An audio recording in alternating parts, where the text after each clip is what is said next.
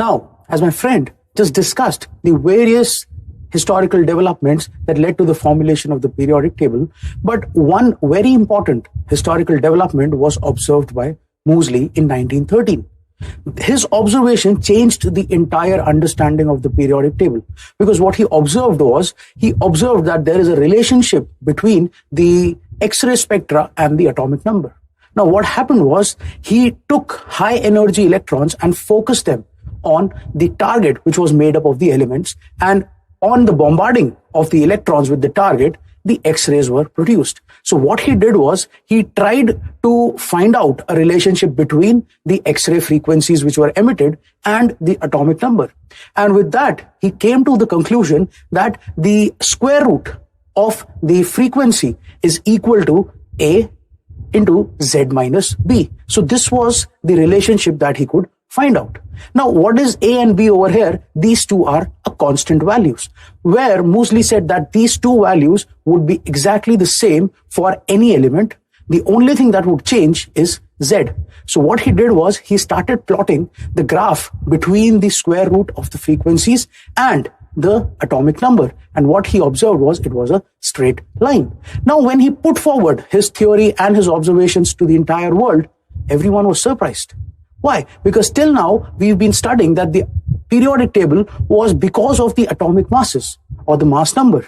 But Moseley changed the entire thing by saying that the periodic table is actually based upon the atomic numbers. Now, what happened was, when this observation came as a conclusion, then this was the periodic table that we got, right?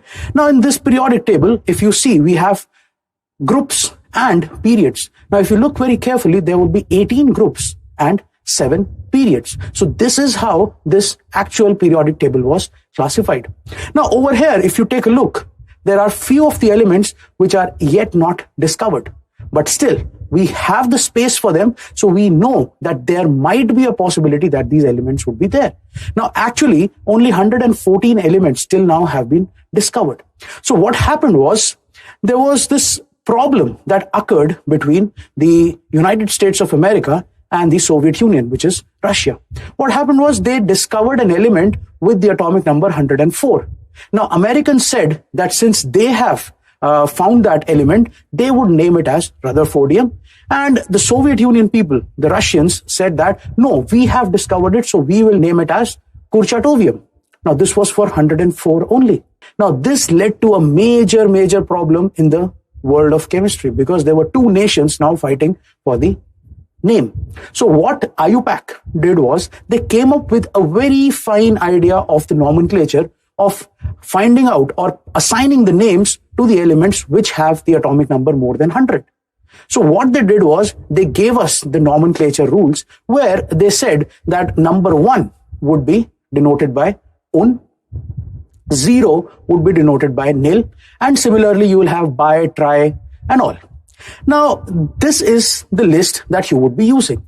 Now, using this list, how do you find out the name? Let's see.